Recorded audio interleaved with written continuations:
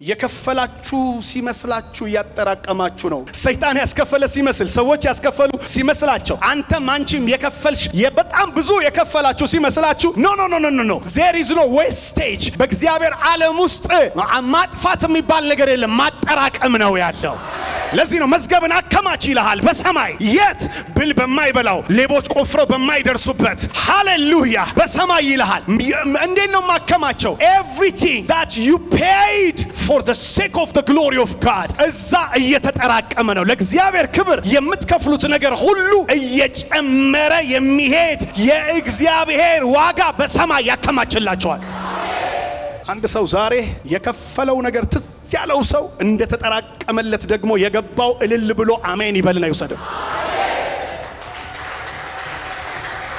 እኔ ብዙ ጊዜ አይቼዋለሁ በህይወቴ ታውቃላችሁ። ከጌታ ጋራ በጣም ተናድጄ ተበሳጭቼ አውቃለሁ። ከዚህ በፊት ነግሬያችኋለሁ። የ10 ሳንቲም ስኳር ቅሜ ማለት የ10 ሳንቲም ስኳር ቅሜ ለዚህ ነው የጠራኸኝ ብየዋል። ዛሬ 20 ምናምን ዓመት አካባቢ ለዚህ ነው የጠራኸኝ። እንዴት ታስርበኛለህ? እንዴት የ10 ሳንቲም ስኳር ያኔ 10 ሳንቲም ስለነበረ ነው ስኳር። አንዳንዶቻችሁ ነበር እንዴ የሚል መንፈስ ፊታችሁ ላይ ስላነበብኩ ነው። እንደዚህ ተጠቅልላ በጋዜጣ ምናምን ነገር ተጠቅልላ እሷ ትሸጣለችና 10 ሳንቲም አሁን አለ ሱቅ ራሱ 10 ሳንቲምም የለም። አስታውሳለሁ ስራ ሳቆም እንግዲህ ከኦርቶዶክስ ቤተክርስቲያን ስንወጣ 35 ዓመታችን ነው። አሁን 35 ዓመት ሆነን ማለት ነው የተሐድሶ እንቅስቃሴ ሲጀምር እና ስራ አቁሜ ወደ አገልግሎት ስገባ በጣም በቃ ከጌታ ጋር አወራው። አንድ ቀን ብታስርበኝ ያዝንብሃለሁ ምናምን ብዬው ማለት ነው ዋጋ ብታስከፍለኝ ነግሬያለሁ ምናምን ብዬ ከጌታ ጋር አወራን። ያው ነገርኩት። ከዛ በኋላ አልፈረመልኝም፣ ማረጋገጫ አልሰጠኝም እና ነግሬው ብቻ ነው የተነሳሁት። ግዴለም አላስርብህም፣ ተራ በጠይቀኝ ፋኔን እለቃለሁ፣ ወይ ውረድ ወይ ፍረድ በለኝ፣ ወይ ወርዳለሁ ወይ ፈርዳለሁ ምናምን አላለኝ። ዝም ተባባልንና ራበኛ። ከዛ በኋላ በሄድኩና ልክ እንደፈረመለት ሰው በር ከፍቼ ገብቼ እንዴት እንዲህ ታረጋለህ ጌታ ሆይ እኔ ልጅ ምናምን ብዬ አላ አይደል የምትጮህ ታውቁታላችሁ እናንተ ሁላችሁ መስጋኞች ናችሁ።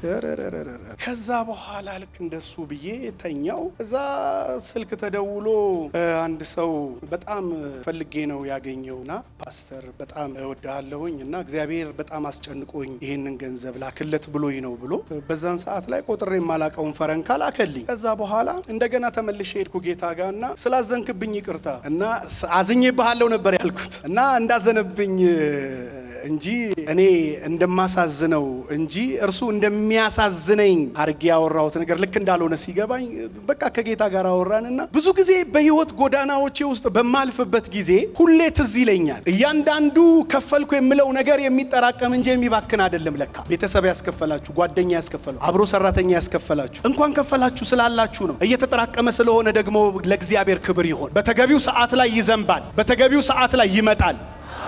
ያጠራቀማችሁት አንዳንዴ ሰው ሆኖ ይመጣል፣ አንዳንድ ጊዜ ሀብት ሆኖ ይመጣል፣ አንዳንዴ ጤና ሆኖ ይመጣል፣ አንዳንዴ ፈውስ ሆኖ ይመጣል፣ አንዳንዴ ተአምራት ሆኖ ይመጣል። ብቻ እግዚአብሔር ያጠራቀማችሁትን የሚከፍልበት መንገድ አለው።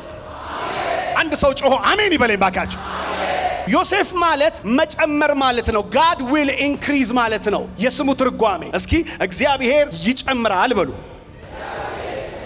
እግዚአብሔር ይጨምራል ወይም ያበዛል ማለት ነው። ያበዛል፣ ይጨምራል። ይህንን ስያሜ ይዞ ነው እንግዲህ ዮሴፍ የጀመረው። አንተ በዚህ ስያሜ ጀምሮ በዮሴፍ ሕይወት ውስጥ መጨመር እንደ ሰው አይታችኋል ወይ ብዬ ብጠይቃችሁ ኖ መቀነስ ነው ያየሁት ብላችሁ ነው የምትነግሩኝ። ለምን? የመጀመሪያውን ገና እንደ ስሙ የሆነውን መንገድ ቼክ ብናረገው ጉድጓድ ውስጥ ሲጣል፣ ቤተሰብ ሲቀነስ፣ ወንድሞች ሲቀነሱ፣ ልብሱ ሲቀነስ፣ ስሙ ሲቀነስ ነው የምታየው። ከአባቱ ቤት ወጣ፣ መቀነስ ነው። በሰው ወንድሞቹ ሸጡት፣ ወንድሞቹን አጣ፣ መቀነስ ነው። መንገዱ የጉድጓድ ሆነ፣ መቀነስ ነው። ሀገሩን ለቀቀ፣ መቀነስ ነው። እንደ ሰው በመንፈስ ዓለም ውስጥ እግዚአብሔር ካየላችሁ ነገር ጋር እንድትገናኙ የመጀመሪያው ደረጃ የመጀመሪያው እርምጃ ለናንተ ዓለም መቀነስ በሚመስል የእግዚአብሔር ዓለም ደግሞ ላይ መጨመር በሆነ ዲፖዚት ስፒሪቹዋል ዲፖዚት በሚሆን መንገድ እግዚአብሔር ያስኬዳቸዋል።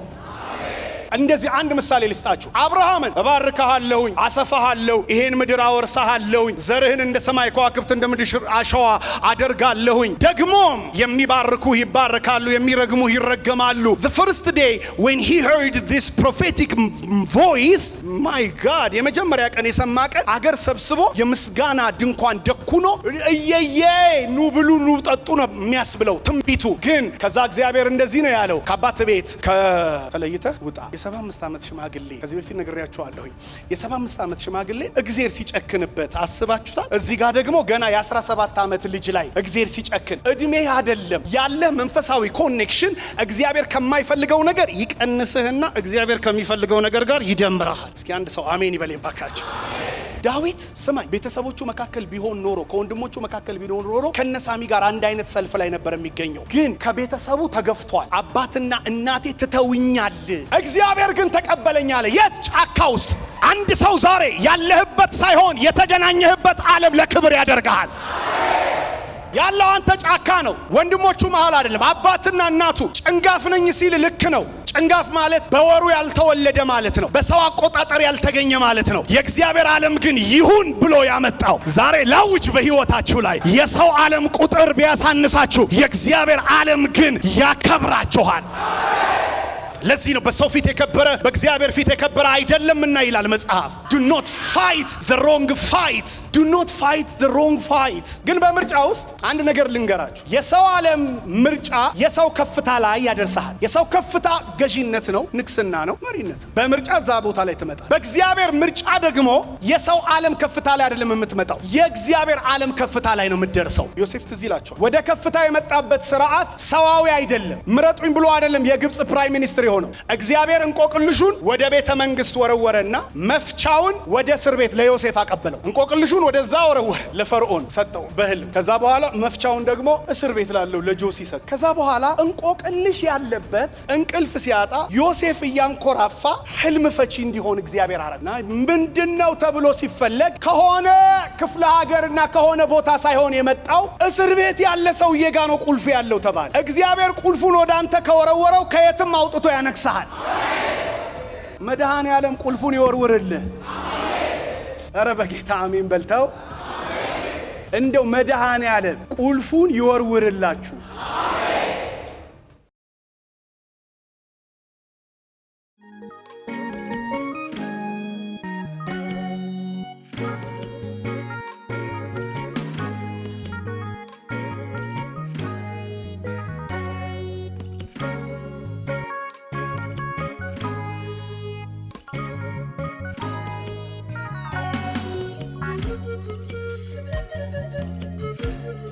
ጸጋ ይብዛላችሁ የተወደዳችሁ ቅዱሳን። የእግዚአብሔር ባርኮት በህይወታችሁ ላይ ይሁን። እግዚአብሔር አምላካችን ሁልጊዜ በህይወታችን ውስጥ የምንቀበላቸውን መለኮታዊ እውነቶች ለህይወት መገንቢያ፣ ለኑሯችን ስኬት፣ ለአገልግሎታችን ደግሞ መጨመርና መቃናት፣ እንደዚሁም ለመንገዳችን መስመር መያዝ፣ ለእያንዳንዱ የእንቅስቃሴያችን ውበት መፈጠር ምክንያት የሚያደርገው የእውቀት ድምፅን ወደኛ ዓለም ውስጥ በማምጣት ነው እና ያንን ደግሞ ለማድረግ እግዚአብሔር የሚሰጠንን የእውቀቱን ድምፅ በተለያየ አቅጣጫ ለቅዱሳን እናደርሳለን። ቅዱሳን ደግሞ ያንን ተቀብለው ደግሞ በህይወታቸው ውስጥ እግዚአብሔር ከሰጣቸው ስጦታ ጋር አብረው ህይወታቸውን በማጣመር በማጋመድ አብረው ህይወታቸውን በማያያዝ ለተሻለ ክብርና ከፍታ እንዲሻገሩ ይሆናሉ። እግዚአብሔር አምላክ እንግዲህ በሰጠኝ ጸጋ ከጻፍኳቸው መጽሐፎች ውስጥ እጅግ በጣም የምወደው አንዱ መጽሐፍ ይሄ የልቀት ሚስጥር የሚለው መጽሐፍ ነው። በቅርብ የእንግሊዘኛውን ህትመት እጃችሁ ላይ ታገኙታላችሁ። አሁን ላይ ግን ይህንን መጽሐፍ ለቤተ ክርስቲያንም አገልግሎት የተሰጠ እንደመሆኑ መጠን የፒዲኤፉን መጽሐፍ በእንዲህ አይነት በሃርድ ከቨር ልታገኙ ያልቻላችሁ ወገኖችና መዳረሻችሁ የተለያየ አይነት ቦታ የተለያየ ስፍራ ላይ የሆኑ ወገኖች በፒዲኤፍ ስለተዘጋጀ ይህንን ማስታወቂያ ስትመለከቱ በዋትስአፕ ቁጥራችን ላይ በ0911 21 61 71 ላይ ፒዲኤፍ ብላችሁ በመጻፍ ይህንን መጽሐፍ ማግኘት ትችላላችሁ በፒዲኤፍ። ከዛም በዛው የእግዚአብሔርን ቤት ስራ የእግዚአብሔርን ራእይ ማገዝ የምትችሉበት መልካም አጋጣሚ ይሆንላችኋል። ጸጋ ይብዛላችሁ። እንወዳችኋለን።